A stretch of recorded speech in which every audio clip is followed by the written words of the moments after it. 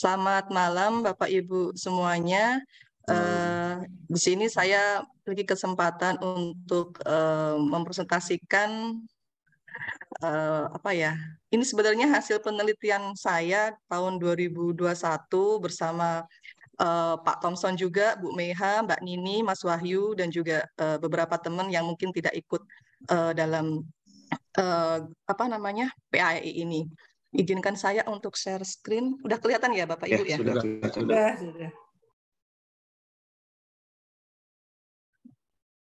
Oh, nggak bisa diiniin ya. Ini udah. Oke, di sini saya judulnya juga hampir sama juga dengan penelitian saya tahun 2021 terkait karakteristik sumber tertulis beraksara Pakpak. Sebenarnya kita aksara Pakpak ini sendiri sebenarnya juga bagian dari apa ya? Bisa dibilang masyarakat bermarga. Saya bilangnya kalau soalnya nih isu identitas budaya ini agak ini ya di Sumatera Utara. Jadi di Sumatera Utara sendiri itu ada kalau orang luar bilangkannya Batak itu sebenarnya di Sumatera Utara sendiri itu ada etnik-etnik yang bermarga seperti Batak itu antara lain Mandailing, Angkola, dan Batak itu cenderung merupakan Batak Toba maksudnya. Kemudian ada Simalungun, Karo, dan Pakpak. Jadi sebenarnya kalau orang awam di luar sana tuh mengatakan orang Sumatera Utara tuh ya Batak seperti itu. Padahal mereka sendiri juga sebenarnya apa ya, kalau bisa dibilang tidak mau dikatakan Batak gitu. Jadi kalau bilang misalkan saya orang Mandailing gitu, saya bukan orang Batak. Begitu juga dengan Pakpak, saya orang Pakpak gitu, bukan orang Batak seperti itu. Karena Batak identik dengan Toba seperti itu. Jadi mengapa saya menggunakan judul karakteristik aksara Batak Pakpak karena memang penelitiannya di Pakpak. Dan Pakpak ini sendiri berada di sebelah barat daya dari Danau Toba, yaitu tepatnya berada di Kabupaten Dairi dan Kabupaten Pakpak Barat. Ini sebenarnya juga masuk juga di Provinsi Aceh, daerah Singkel juga sebenarnya masyarakatnya juga masih etnik Pakpak, hanya saja dibatasi oleh wilayah administratif Provinsi Aceh seperti itu.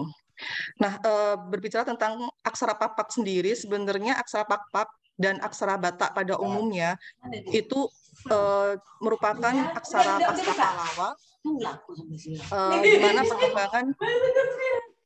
di mana perkembangan dari aksara Sumatera kuno yang sebelumnya berkembang di wilayah selatan seperti Padang Lawas Utara, Mandailing, bahkan ditemukan juga beberapa prasasti yang penelitiannya Pak Eri yang sekarang sedang penelitian itu di daerah Pandan juga ditemukan prasasti beraksara Sumatera kuno. Dan aksara Batak, aksara Mandailing, Pakpak, dan sebagainya itu merupakan perkembangan dari aksara Sumatera kuno itu sendiri dan menjadi aksara lokal Utara. Sehingga permasalahannya juga tidak jauh dari karakteristik. Jadi bagaimanakah karakteristik aksara Pakpak dan bagaimana juga kaitannya dengan media penulisan, serta kita juga tidak bisa melepaskan diri dari konteks budaya yang ada di wilayah tersebut. Di sini saya juga menggunakan identitas budaya, di mana dalam identitas budaya itu sendiri terdapat karakteristik di mana itu mencirikan suatu kelompok yang menjadi ciri khas suatu budaya yang melatar belakanginya, seperti misalnya kebiasaan hidup, adat, bahasa, termasuk juga aksara dan nilai-nilai. Ini metode tidak perlu. Nah, jadi dari hasil penelitian yang kami lakukan itu kami menemukan dari berbagai artefak yang kita temukan, kita menemukan sumber tertulis di mana 5 berbentuk berupa prasasti batu tetal. Sebenarnya ini prasasti berbahan batu, namun masyarakat Pakpak sendiri menyebutnya sebagai batu tetal seperti itu. Kemudian ada lapihan laklak ini merupakan naskah kulit kayu. Kalau di masyarakat Batak umumnya itu menyebutnya sebagai pustaha laklak, sedangkan di Pakpak sendiri menyebutnya sebagai lapihan. Dan untuk penamaan ini sendiri, untuk prasasti kami menamakannya misalkan prasasti Batu Tetal Ganda Surung 1. Jadi ini lebih ke nama wilayah administratif di mana prasasti tersebut ditemukan. Jadi Ganda Surung ini menandakan nama daerahnya seperti itu. Seperti juga Pasi, Surtagiri, dan Lailangge. Sedangkan untuk lapihan laklak ini kita lebih penamaannya berdasarkan marga. Karena kalau kita berdasarkan lokasi penemuannya, karena lapihan laklak ini posisinya juga mudah untuk berpindah tempat. Seperti misalkan lapihan laklak maha ini, marga maha ini ternyata disimpan oleh keluarganya dari marga maha yang sudah tidak tinggal lagi di Kabupaten Dairi dan Pakpak Barat, namun mereka udah tinggal di Deli Serdang. Jadi jika kita penamaannya sesuai dengan lokasi kan agak riskan karena memang sangat mudah untuk berpindah tempat, sehingga kita penamaannya lebih ke penyebutan marganya. Jadi ada marga maha sampai 5, kemudian dan juga lapihan lapihan laklak marga Kuda Diri. Nah, dari ke-11 sumber tertulis tersebut, ini adalah prasastinya. Jadi ini dan ini adalah apa tadi lupa. Oh ya, ganda surung.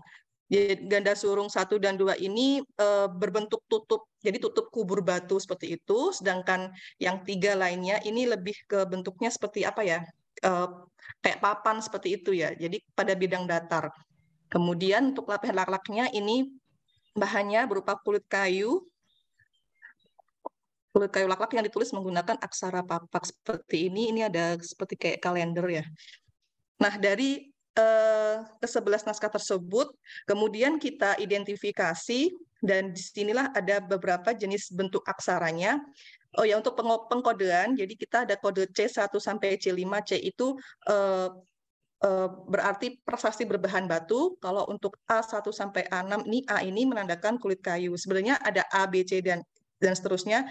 Nah, A ini kita kodekan kulit kayu, untuk B itu sebenarnya bambu, tapi ternyata kita tidak menemukan, jadi hanya menemukan 2 kode ini, jadi A dan C seperti ini. Dan untuk berbahan batu ini, misalkan contohnya C4 ini kosong, ini sebenarnya karena prasasti itu kan juga terbatas ya bidangnya, kemudian juga aksara yang ditemukan juga akhirnya juga tidak banyak yang dituliskan, sehingga ini tanda kosong-kosong ini sebenarnya bukan karena tidak kenal, tapi memang karena tidak ditemukan aksara tersebut seperti itu. Ini aksaranya, kemudian ini tanda diakritiknya. Nah, dari bentuk aksara tersebut, kita lihat ada beberapa yang perlu kita cermati, misalkan pada aksara H dan K itu ditulis sama. Jadi aksara bentuknya itu sama seperti ini, namun dalam pelafalannya bisa berbeda.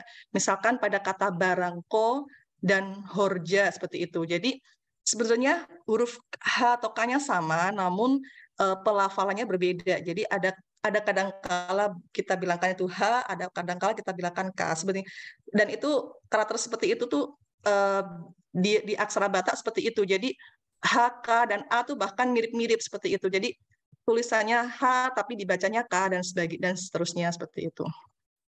Kemudian untuk aksarasa kita bentuknya agak berbeda dengan yang di selatan. Kalau yang di selatan tuh seperti ini sanya, sedangkan yang di Pakpak ini sanya agak berbeda seperti itu. Begitu juga dengan tanya ditemukan bentuknya seperti ini, agak berbeda dengan ta yang ada di varian rumpun selatan, misalkan Toba, Angkola maupun Mandailing yang berbeda seperti itu. Namun demikian, dalam prasasti batu tetalai Langgi ditemukan bentuk ta seperti hal tersebut. Begitu juga dengan wa, juga bentuknya agak berbeda dengan yang ada di selatan, di Toba dan Angkola Mandailing.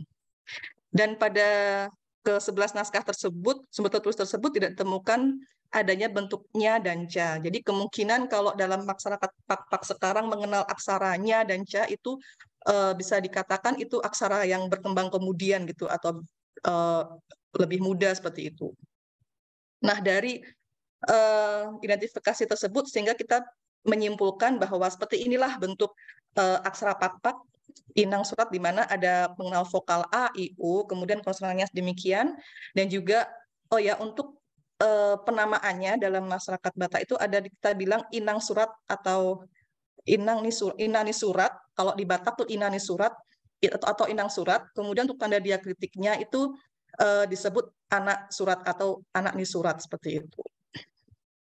Dan di aksara Batak umumnya dan aksara Pakpak juga itu tidak mengenal aksara pasangan, seperti kalau Bapak Ibu tahu di aksara Jawa kan ada pasangan ya. Nah, kalau di Batak itu tidak kenal pasangan lagi. Jadi misalkan kalau pada kata konsonan yang mati Kemudian konsonan berikutnya itu kan kalau di Jawa kan ada aksara pasangannya ya seperti itu. Nah itu kalau di Batak itu tidak, jadi langsung dimatiin, kemudian langsung aksara berikutnya seperti itu.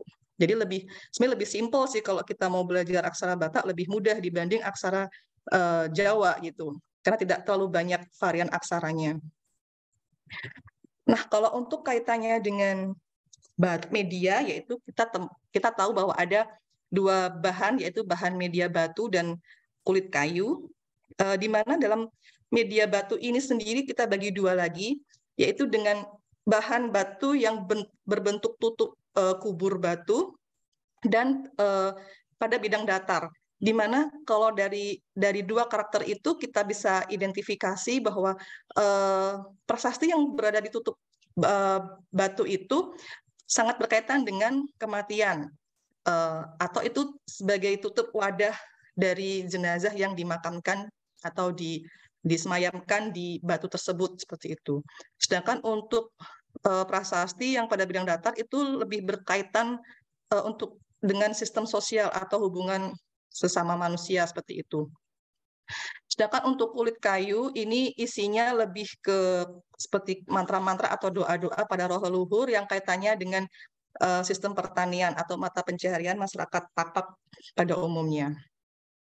Ini lebih ke perbedaan penulisan, di mana di kulit kayu ukurannya aksaranya lebih kecil tentunya, dan lebih banyak varian aksaranya, lebih lengkap dibanding media batu yang karena bidangnya terbatas seperti itu. Dan di media batu ini kita menemukan ada beberapa bentuk ma, berbagai varian bentuk ma, sedangkan di kulit kayu ma-nya lebih cenderung sama. Begitu juga dengan aksara wa dan ta. Jadi bisa dikatakan bahwa pada media kulit kayu atau lapihan lalak itu lebih seragam bentuk aksaranya dibandingkan dengan pada media batu yang bisa dibilang agak banyak variasinya seperti itu. Dari analisis yang dilakukan berdasarkan aksara tersebut dan juga kaitannya dengan media penulisan, ini catatan yang bisa kita garis bawahi terdapat. Jadi ditemukannya ada prasasti batu tetal yang ditulis pada tutup kubur batu. Ini hal yang menarik kalau menurut saya. Dan itu kaitannya dengan, bisa dikatakan sekonteks dengan perabuan, yaitu perabuan itu model sistem penguburan yang ada di masyarakat Tapak. Selain itu juga tadi kaitannya dengan sistem sosial, dan juga hal yang menarik lagi, lapihan lalak ini disimpan oleh keturunan marga. Jadi mereka yang menyimpan lalak itu umumnya adalah mereka yang diwariskan dari turun-temurun gitu, dari opung-opungnya seperti itu. Kemudian nih kaitan antara perabuan prasasti batu tetal dan sistem penguburan. Jadi prasasti ganda surung 1 dan 2 tadi yang kubur ya, yang tutup batu itu sebenarnya mengapa kita mengatakan ini terkait dengan kematian, karena di situ ada kata yang halangulu alas, di mana itu halangulu yang artinya adalah alas atau bantal kepala. Jadi kita bisa simpulkan bahwa ini adalah tempat bersemayamnya seseorang yang dikuburkan di situ. Dan di masyarakat Tapak sendiri mengenal adanya sistem perabuan di mana jenazah itu dibakar, kemudian abunya diletakkan dalam wadah berukuran kecil, perabuan seperti itu.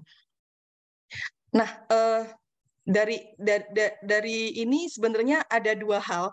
Jadi ganda surung 1, kalau ganda surung 2 itu cenderung ukurannya lebih kecil, sedangkan ganda surung 2 itu lebih besar. Nah, padahal kalau di masyarakat Tapak sendiri perabuan itu ukurannya cenderung lebih kecil, Bapak Ibu. Jadi seperti ini dengan ukuran yang variasi tapi lebih kecil karena memang fungsinya hanya untuk meletakkan abu dari jenazah tersebut. Nah, sedangkan ganda surung 1 ini kalau kita bisa lihat sebelumnya, nah ganda surung 1 ini lebih besar ukurannya, jadi 1 meter lebih, dan ini kemungkinan juga yang diletakkan di situ bukan abu jenazah ya, tapi mungkin tulang belulang. Dan ini ditemukan di Kabupaten Dairi yang secara administratif berdekatan dengan Kabupaten Hubeng Hasundutan atau masyarakat Toba. Nah, di Toba sendiri mereka mengenal sistem penguburan yang yang berupa sarkofagus, di mana tulang belulang jenazah yang sudah meninggal itu diletakkan dalam sarkofagus tersebut. Jadi berbeda dengan sistem penguburan yang ada di pak-pak yang kemudian jenazahnya dibakar lalu baru abunya diletakkan di situ.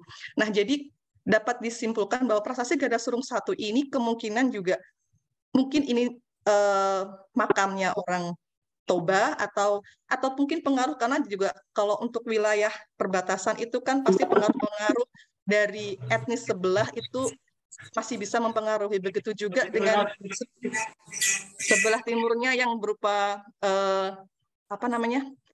etnis Karo, nah itu juga sangat mempengaruhi keberadaan tinggalan-tinggalan arkeologisnya, termasuk juga prasasti Gadasurung 1 ini, seperti itu.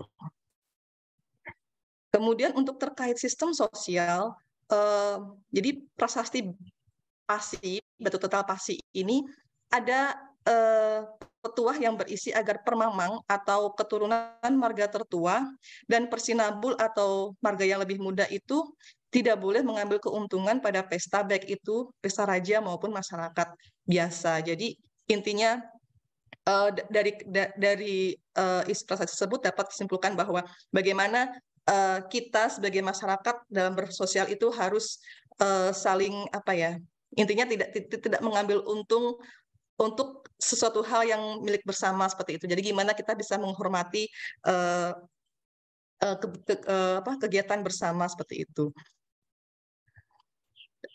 Kemudian ada prasasti Batu Tetal Sortagiri. Ini memang tidak terlalu banyak terbaca, namun ada kata manipama yang artinya berakibat. Ini bisa kita tarik kesimpulan juga bahwa ini menandakan suatu nasihat yang harus dipatuhi, dan apabila dilanggar itu maka akan berakibat sesuatu yang mungkin merugikan atau mungkin tidak diinginkan. Dan cerita masyarakat setempat, prasasti Sortagiri tersebut sebagai bukti atau disebut sebagai batu perjanjian antara marga Padang, Berutu, dan Solin, di mana agar mereka tidak bertikai lagi gitu, tidak di kemudian hari. Jadi ini seperti batu perjanjian seperti itu. Begitu juga dengan prasasti Lailangge, ini juga fungsinya juga untuk perdamaian, di mana cara berdamai itu dengan cara duduk bersama dan makan bersama seperti itu, dan agar mereka para keturunannya nanti juga agar tidak bertikai lagi atau tidak berselisih lagi seperti itu. Jadi inilah perbedaan prasasti batu yang dituliskan pada bidang datar dan juga tadi yang sebelumnya untuk terkait kematian tadi yang ditulis pada tutup kubur batu. Kemudian untuk lapihan laklak ini sebenarnya isinya lebih ke kepercayaan masyarakat pak-pak ya, dan juga sistem mata pencaharian, di mana di situ banyak sekali disebutkan dan mengulang-ulang sampai hingga berlembar-lembar terkait pemujaan roh nenek moyang, dan itu sangat terkait dengan sistem mata pencaharian yang berupa menanam padi atau pertanian, sehingga dapat ditarik kesimpulan bahwa masyarakat pak-pak di masa lalu ini bermata pencaharian sebagai petani dan sangat tidak terlepas dari unsur religi atau kepercayaan, di mana mereka memuja roh leluhur atau animisme, atau dalam masyarakat Batak sebutnya Sepala Begu ya, seperti itu. Nah, dari hasil penelitian tersebut kami disimpulkan bahwa aksara Papak memiliki karakteristik yang bisa dikatakan hampir sama dengan aksara Batak pada umumnya, dan ada sedikit perbedaan-perbedaan bentuk, misalkan aksara Ta dan aksara Wa yang bisa dibilang agak berbeda dengan aksara yang ada di wilayah selatan, Toba, Mandailing maupun Angkola. Dan dari medianya tentunya juga memiliki perbedaan gaya penulisan, dan ini sangat bersifat individu ya, sebagai karakter si penulis itu sendiri, gimana dia menghasilkan bentuk aksara yang dituliskan dalam medianya tersebut. Dan untuk kaitannya dengan masyarakat Papak, itu bahwa masyarakat Papak ini memiliki suatu kehidupan khususnya bermata pencaharian sebagai petani yang sangat akrab dengan alam dan juga lingkungan budayanya. Terus kemudian memiliki sistem penguburan yang disebut dengan perabuan, di mana masyarakatnya jenazah yang meninggal itu dibakar kemudian letakkan dalam satu abu jenazah. Kemudian memiliki kepercayaan yang memuja roh leluhur atau animisme dan memiliki sistem sosial yang menggambarkan masyarakatnya di mana harus saling menghormati, mementingkan kepentingan bersama agar sistem sosial tersebut berjalan dengan lancar. Seperti itu Bapak Ibu. Jadi sementara sekian dari saya. Terima kasih. Kalau ada masukan ataupun sharing-sharing, nanti kita masuk di sesi tanya jawab aja. Terima kasih dari saya. Wassalamualaikum warahmatullahi wabarakatuh.